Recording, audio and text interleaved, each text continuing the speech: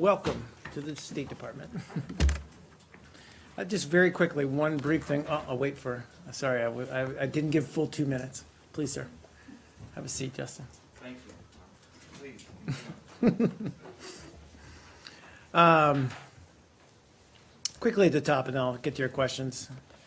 And this will go out right after the briefing, but just a notice to the press that Secretary Kerry is going to deliver remarks at Miami-Dade Honors College. He'll do that on at 7 p.m. on April 14th, so Thursday, at the Miami Freedom Tower in Miami, Florida. Secretary Kerry's remarks will congratulate the MDC Honors College students on their academic accomplishments and leadership contributions and reflect on the future challenges and opportunities that they will face. And during the special ceremony, MDC's Honors College students will receive their honors medallions in recognition of the completion of their course of work. And that will, of course, be open to the press. And that is all I have at the top, just in time for Matt's arrival. Yes. Sorry, quick 2 minutes. Sorry, no, it wasn't you. I had to run back to my desk. Yes, sir. I'm here. So I don't really have anything huge to begin Okay. with, but I do want to ask you, last week there were reports that the U.S. was considering withdrawing some of its troops from the mission in the Sinai, and I asked about it here, and you said they were completely false. I said, so these reports and chatter are wrong, and you said yes. You said, we remain fully committed to our multinational force and observers mission and the maintenance of the peace treaty between Israel and Egypt, so no change in policy, no change in our force structure or whatever. Well, this morning, the Pentagon says that, in fact, you are talking about withdrawing some of your troops from the force and having drones or unmanned surveillance take their place. So, I'm not blaming you personally, but what gives here? I mean, why can't we get a straight answer out of this building? Sure. Well, first of all, we're not planning to withdraw from the Sinai. That wasn't Right. the question. No, I agree. Or I just laying that out. There was a story last week that you brought up based on leaked information. Admittedly, I did not have the full picture at the time, so I take that hit. But as you note, the Pentagon did speak to this earlier today. There is a modernization, I guess, effort, is how I would put it, or a restructuring effort that is going to take place with regard to the multinational force and observers in the Sinai. And again, the Pentagon spoke to this earlier today. Well, was it being considered last Friday when I asked the question? I mean, my issue here, I realize this is Yep. a Pentagon thing, it's not a State Department thing necessarily, although it is kind of a State Department thing because is. it results from a treaty that was negotiated by this building. And, how can we expect to get on? It's a legitimate, look, And I don't want to as make I this said, about you because you No, obviously. but I take the hit, Matt, because, that's my job to get up here and to give you accurate information. Yes, but I don't want it to be about you. Yeah, and what no, I you- understand what you're saying. Specifically you. I want it to be about this building and this government through any administration actually telling the truth. I really don't understand. I mean, did the Pentagon just decide over the weekend that it was going to do this? I don't think so. No, of course not. That said, and there is, and I can't really talk about the timeline, but the timeline for notification and for looking at this process, and again, DOD is the experts on this, had not yet been decided when that story did leak out. So it caught Yeah, but apparently folks by surprise. Secretary Carter has sent letters telling the Egyptians and the Israelis about In the this interim, idea. yes, he did. So that was done over the weekend? It Or, was done over the last couple of days, is my so understanding. it hadn't been done on Friday? Yes, that's So the correct. letters had That not is been correct, sent. yes. Can I ask a related So, question on this? hold Let on a him finish, second. I'll get to you. I just want to make. Yeah, that's okay. So, although the letters had not been sent on Friday, when you said that this was, I don't think it was Friday, by the way. I think it was earlier in the week, Sorry. but maybe you're right. it was April, no, it was the 6th. Okay, that's fine. Whatever day the 6th was. So there has been some time that passed. It's been about a week. Yeah, but this is But- not, this idea or Yep. this possible change in force posture Yep. has been being considered for more than a week, right? I mean, just didn't pop into someone's mind on Of April course not. 7th. Of course not. But as these processes go, there was a back and forth, there was a discussion, there's been looking at how to I do just this don't and how want to get into enable a it. position like we were with Understood. you Your know, point where- is taken. Where spokespeople get up. No, and- no, your and point's taken, say- Matt. All right. Your point's taken. Roz? Okay, let's take a look at the fact that this treaty was negotiated 37 years ago. And now for the first time, because of the rise of ISIL and because of the attacks on Egyptian forces, the U.S. military is telling us that now a substantial change in the way that it complies with the terms of that agreement are being changed for the safety of U.S. forces. Did the U.S. government ever consider that preserving an essential treaty such as the one between Egypt and Israel could be threatened by some non-state actor, one that has proven to be extremely dangerous, and possibly endanger the very future of the peace treaty between Egypt and Israel?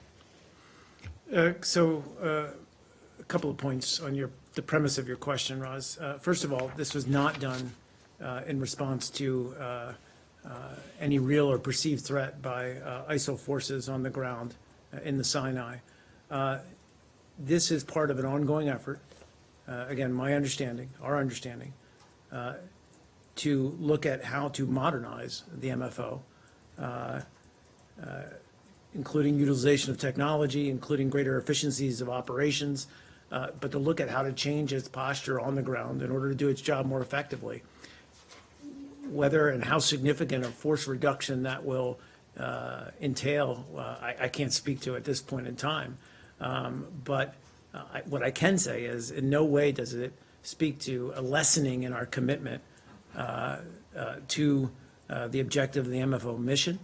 It doesn't in any way signal a plan to withdraw from the Sinai.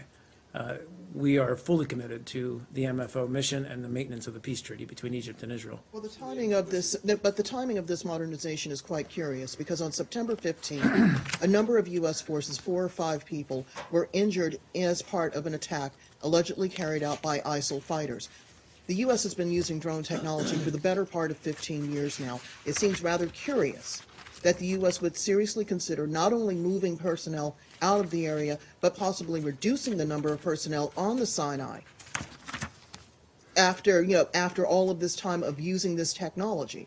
So is it not true that the U.S. is very much concerned that its forces are a target now by ISIL and that they're taking advantage of the precarious security situation on the Sinai? And that's why this is happening. Again, I would refer you to DOD. They spoke to this already today. This is about modernizing our force structure on the ground in the Sinai. It's not about responding to, as I said, the threat of ISIL on the ground. There have been, I think there's been one direct attack that we have determined against MFO forces on the ground that wounded actually several personnel in the MFO. There have been other attacks, but we believe that those have been actually targeting Egyptian forces. But in no way is this a lessening of our commitment. And it also, this is part of, I mean, we're in constant consultation, and, you know, I spoke about this with Matt just now, via the letters, but we're in constant consultation with Egypt, with Israel, about when we look at how to restructure, how to reposture ourselves on the ground in the Sinai. These are not, these are part of ongoing consultations. But it's rather curious that the U.S. would consider changing the way that it deploys its 900 or so officers and enlisted personnel as part of this protection force when Egyptian forces have been attacked and the U.S. has not before now thought, oh, let's offer this technology to support our Egyptian allies as they try to secure the area, particularly as they're not dealing just with ISIL, but they're also trying to deal with Hamas fighters who have been infiltrating Egypt to carry out their own work. The timing is rather curious, Mark. Again, all I can say, Roz, is that, as we look at our force structure on the ground and Department of Defense are the ones who really should speak to this in greater detail. But we constantly look at how to modernize them, how to achieve greater efficiencies, and how to better use technology on the ground. Whether and how that means, or what that means in terms of the number of troops we need on the ground is a matter for DOD to decide, and indeed the whole MFO. I mean, we're just one contingent within the MFO. Well, I can't imagine, though, that the Pentagon is the only one having conversations Of course with their not. Egyptian and Israeli course not. counterparts. What conversations have been had between this building, the Egyptian Defense Ministry and Foreign Ministry, as well as the Egyptian counterparts about this decision? This is a rather sizable change in something that has been going on for nearly 4 decades. Well, again, I'm not going to read out in detail what our consultations have been with either Egypt or Israel as we've looked at this restructuring. All I can say is that it's all part of ongoing discussions that we have, consultations that we have on the ground. I think the end goal is to create a force on the ground in the Sinai that is more nimble, more able to carry out its tasks. And again, it's in no way meant to diminish our commitment to our treaty obligations. Please, sir. So accepting the premise of your response, why was the threat posed by ISIL not a factor in deciding how to modernize the force?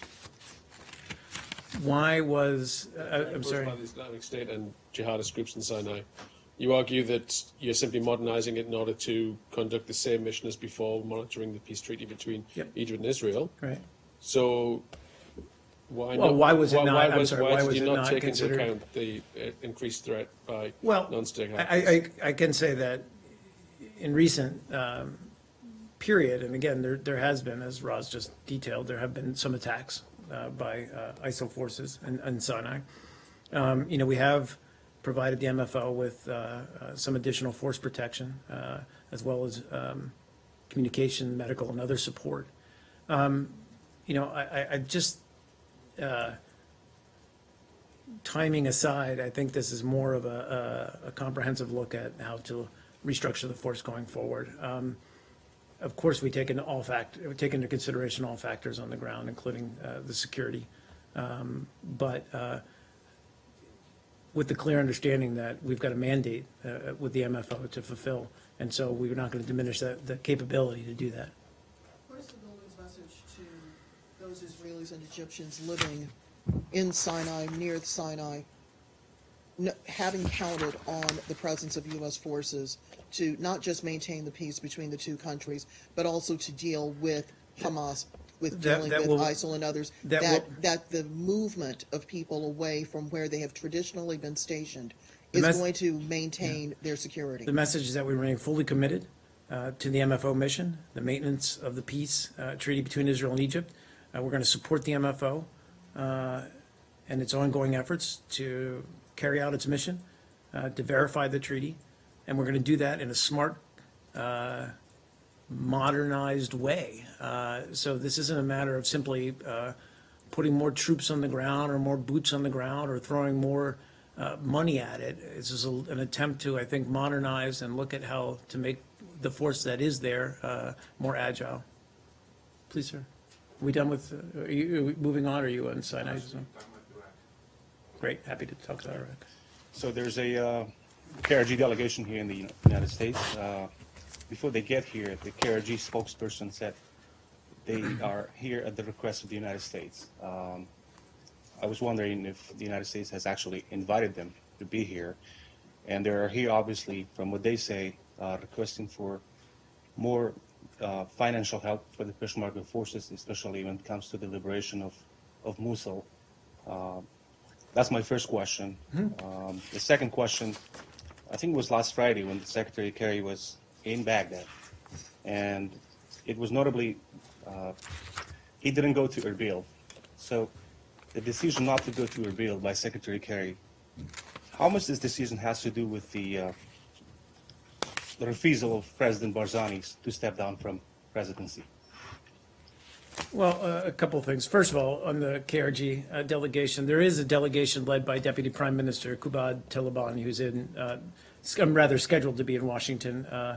I think they arrived yesterday. They're scheduled to be here till the 15th. They're going to meet with administration officials to discuss the economic crisis facing the Iraqi Kurdistan region, as well as humanitarian assistance and, of course, overall U.S. support for the fight against Daesh.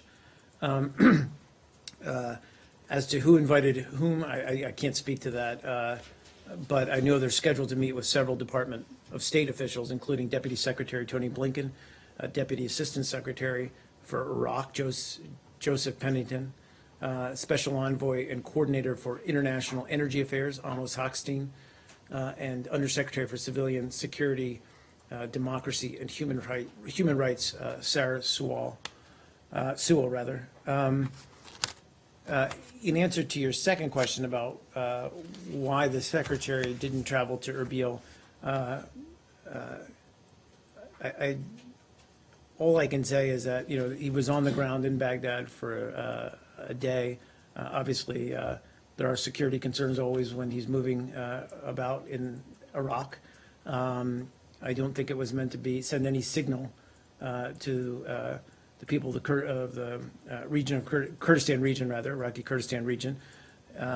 We've been very supportive of their efforts to combat Daesh. They have played an absolutely vital role, in fact, within the overall Iraqi command and control structure in pushing Daesh out of key parts of the country.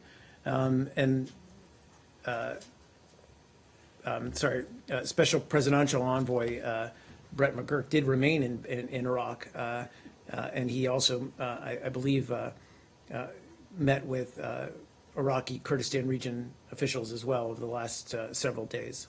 So we're fully focused on the Kurdistan region. We're committed to helping them as much as we can and providing what assistance we can. So you're saying it has nothing to do with the issue of presidency in the Kurdistan region? Because last time he went to Erbil. I understand that.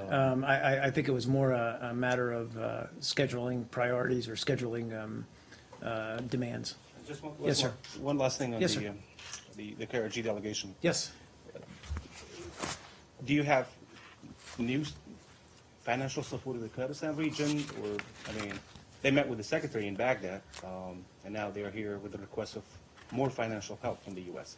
Is there any new humanitarian or military or financial assistance to the KRG? I mean, I don't have anything to announce beyond the $155 million that Secretary Kerry announced when he was on the ground in Baghdad, which is obviously going towards humanitarian assistance for displaced, conflict-affected areas.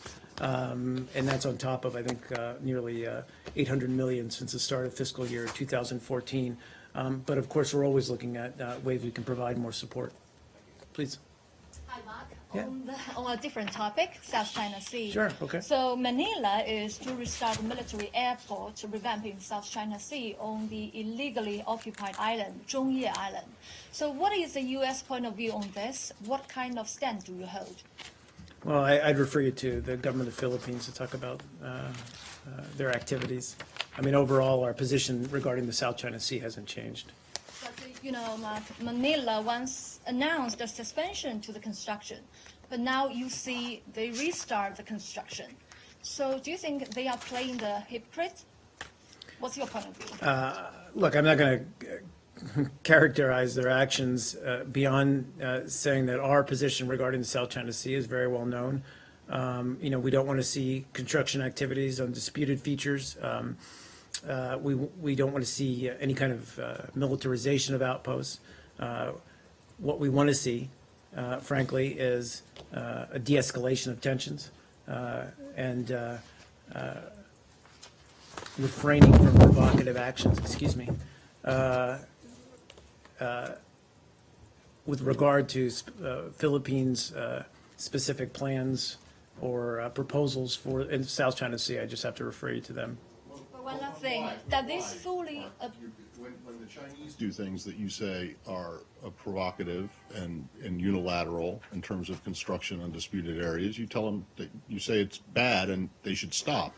And you call on them not to do it. Why won't you do that in the same For one thing, I don't, vein for the Philippines? for one thing, I don't have specific details about what they're planning to do or not do on the islands, and we'd have to wait to get more details about that.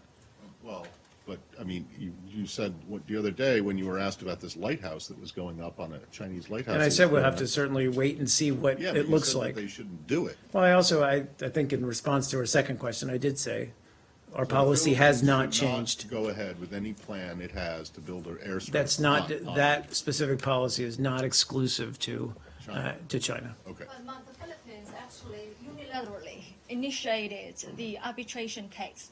So now Manila had this kind of action. That this fully prove this arbitration case is a political provocation under the cloak of law? Not at all. I mean, look, we have called on all claimants to clarify their claims in accordance with international law. That's what we believe is the best route and the most peaceful route, frankly, to resolve any claims or disputes over the South China Sea.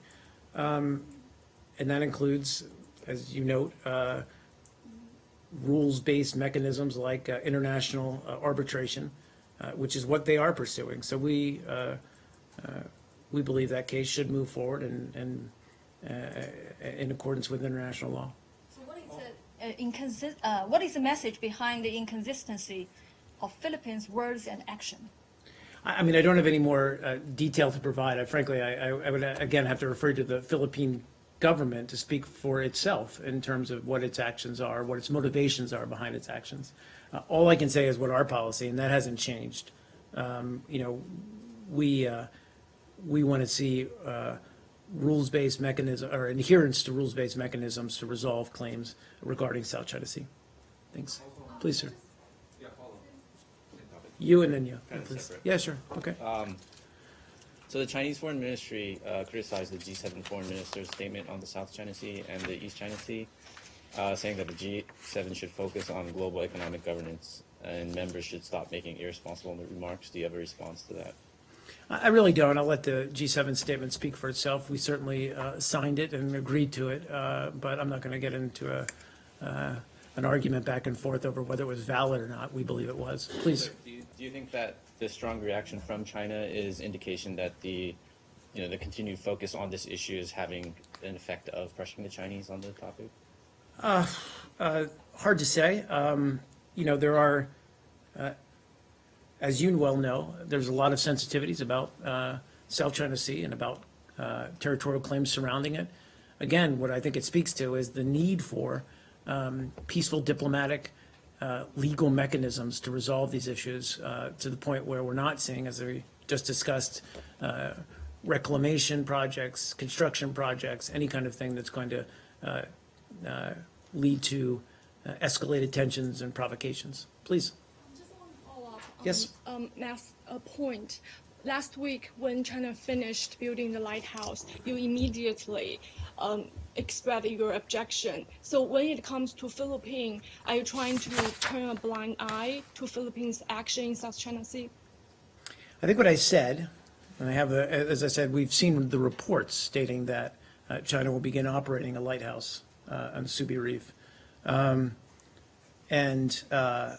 Again, I just haven't seen, nor do I have any greater detail on what, frankly, the Philippine government is proposing to do.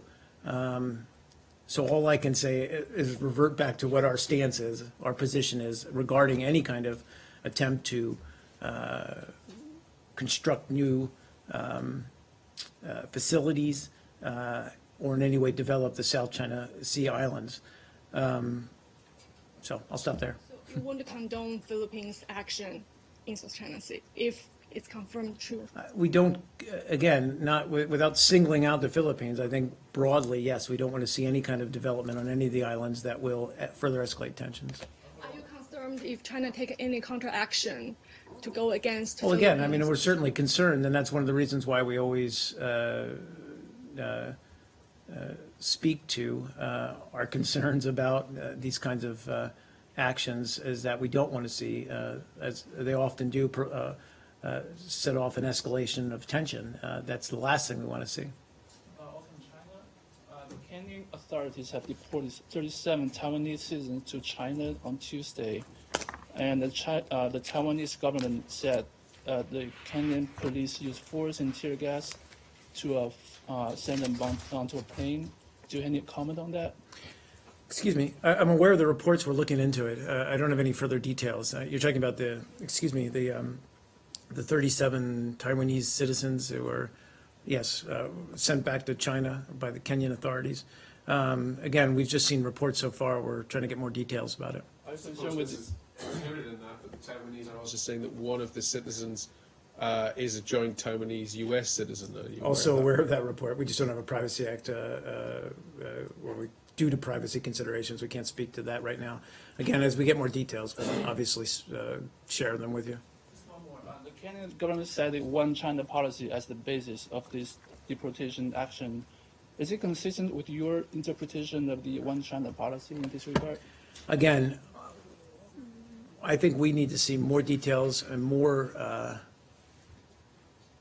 details behind what the Kenyan government's, or what motivated the Kenyan government, what its actions were trying to do, what it was trying to accomplish here, in order to make any kind of judgment about what they did.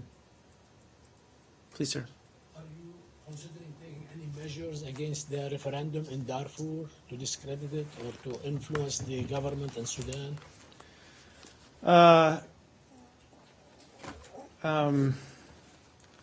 one moment, please. You're talking about, well, I mean, I put out a statement last night, obviously, condemning some of the recent attacks by the Sudanese Sudan People's Liberation Army, the SPLA, which destroyed a declared opposition cantonment site in Wau County in South Sudan. And we've made clear, both to President Kiir and opposition leader Makar, that neither we nor the international community will accept any kind of return to war, and that the responsibility for implementing the agreement rests on the shoulders of both parties to the conflict. Wait, I apologize. Oh, Darfur, I apologize. I thought you were talking about South Sudan. I'm sorry. Yeah, no, I have nothing to say about The statement, but are you going to take any measures to discredit it or to pressure the government of Sudan or with the African Union? But the statement I issued, I apologize. I was confused. I was speaking about South Sudan. We haven't. I don't know what you're talking about in Darfur. No visibility on that. Sorry. Like a lot of issues today, I seem to be surprised up here about. Appreciate that. Don't be too harsh on yourself. Thank you, Matt. On India, Defense Secretary Carter's visit to India, the two countries decided to increase their defense relationship, including letting the other countries' military base and facilities be available to the militaries of other countries. Talk about Secretary Carter. Yes, Secretary Carter. Well, obviously, refer you to DOD on specifics about his visit. Our defense cooperation with India, as you know, is strong. It's a leading pillar of our broad relationship. We support, obviously, India's rise as a capable actor in the region, and part of that is deepening our defense cooperation. The agreements that the two countries have decided to sign, was the State Department consulted on those? Was consulted? Of course we were, yeah. I mean, we would be, as we would in any kind of interagency Would this discussion. have any implications on China?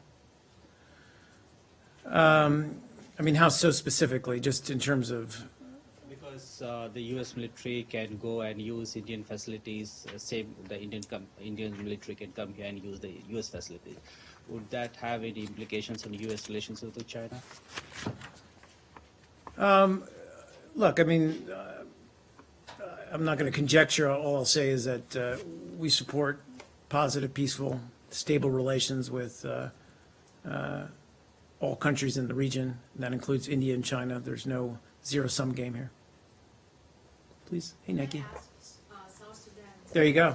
Right. Now you just mentioned SPLA. That's right. I just spoke to it already. I'm Right. already ahead of myself. That's how impressive I am today. Sorry. Go ahead, Nikki. I'm Right, sorry. Yesterday, you put out a statement condemning the recent attacks Yes. by SPLA. Now that the opposition leader Riek Machar is arriving Juba next Monday, he's supposed to arrive there to swear in as the first vice president. Are you concerned that recent attacks by SPLA will heighten the tensions prior to his arrival? So this is going to sound familiar. But of course, as I just said, we did condemn recent attacks by the SPLA. We've expressed concerns about opposition forces and associated groups that have been attacking recently government forces in the area as well. And as I said, we made clear to both President Kiir and to opposition leader Makar that we won't accept a return to conflict, to war. And that the responsibility for implementing the agreement rests on the shoulders of both parties to the conflict. And both sides need to avoid exacerbating tensions and should return for Makar's safe, should prepare for Makar's safe return in a safe and orderly fashion. Please, sir. Be a little bit more specific about what you mean by saying we won't accept a return to conflict or war? What does that mean? Well, I'm just, look, I mean, we've seen this happen too many times with South Sudan. I mean, there's a number of possibly of actions that we could take, but we're also, well, I mean, again, I'm not going to preview anything that we're not ready to announce. But I think what we're trying to very clearly state is that this is going on too long, that we're at a juncture here where it looks like they're sliding back into conflict, and that both sides bear responsibility to put this thing back on track. Please. Afghanistan. The Taliban had announced that they are going to launch a spring offensive and promise large-scale attacks. Is the State Department considering stepping up its assistance to the Afghan government, and if so, how? So that announcement obviously came as no surprise. We always see the announcement of the spring fighting season. We are preparing, as we have been, to assist the government in defending against the Taliban. We have, working through both U.S. and coalition forces, we have been working with Afghan forces on the ground to improve their capability, their ability to fight and push back. They have the primary responsibility now since 2015, rather.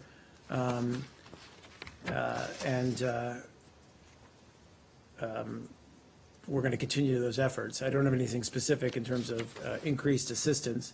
I mean, we are working closely with President Ghani and Afghan security forces to ensure that they, as I said, have the training necessary and the equipment necessary to preserve the gains that they've made over the last 14 years. And of course, NATO's got its Resolute Support mission on the ground there that's going to continue. As we've often stated, the goal here is to support and build up the capacity for Afghan forces to provide for the security of the country, and recognizing the ongoing security challenges. The decision was made, of course, to maintain a level of troops to keep the 5,500 American troops in Afghanistan beyond 2016 in order to continue to carry out that essential mission on the ground. And that includes counterterrorism operations against remnants of al-Qaeda and, of course, ISIL and other terrorist groups in the region, but also, as I said, just continuing to build up the capacity for Afghan security forces to provide security for the country. The Taliban Yes. also said that they were going to try and avoid civilian casualties and hitting infrastructure. What do you make of that? Well, I'll just say that all of this, this announcement, this pledge to, again, begin the spring fighting season, it just underscores the need for the start of a peace process. A peace process that's Afghan-led and Afghan-owned. That was a central message of the Secretary when he visited there this past week.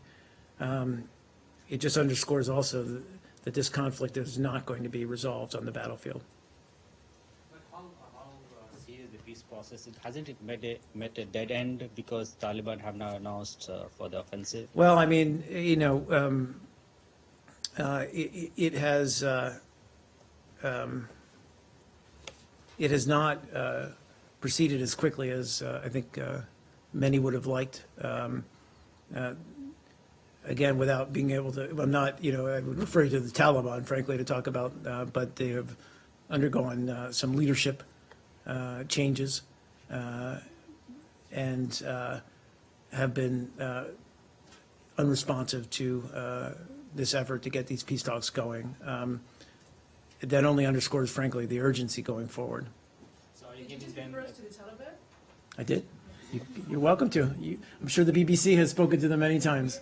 Are you giving them a benefit of doubt to the Taliban, new Taliban? Not at all. leadership? I'm just saying the ball is in their respective court. You know, the government of Afghanistan has said it would be ready to hold these peace talks. If there's need, are you willing to reinforce more troops inside Afghanistan based on? I don't have how- anything to announce, certainly, other than Go ahead. the president's decision to maintain the current levels through 2016. Please. On North Korea, it's being reported that North Korea is preparing for a possible mobile ballistic missile launch that could hit portions of the U.S. Can you confirm that, or do you have a response? I don't. I mean,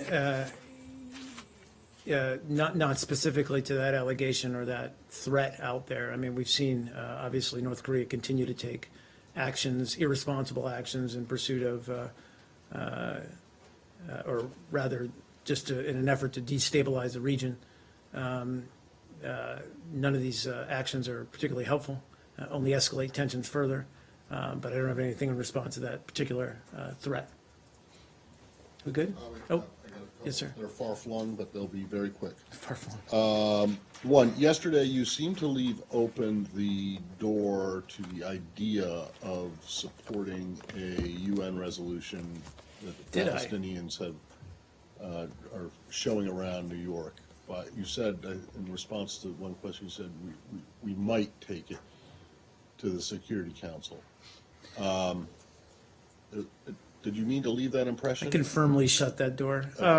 No, look, I mean, that was, I think, the second day in a row I'd gotten that question. You know, nothing's been thus far formally introduced or circulated at the Security Council. No, I get it, right. Is the administration open to the idea of such a resolution that would condemn settlement activity? Or is that something you think should be left out of the Security Council? I'm going to say that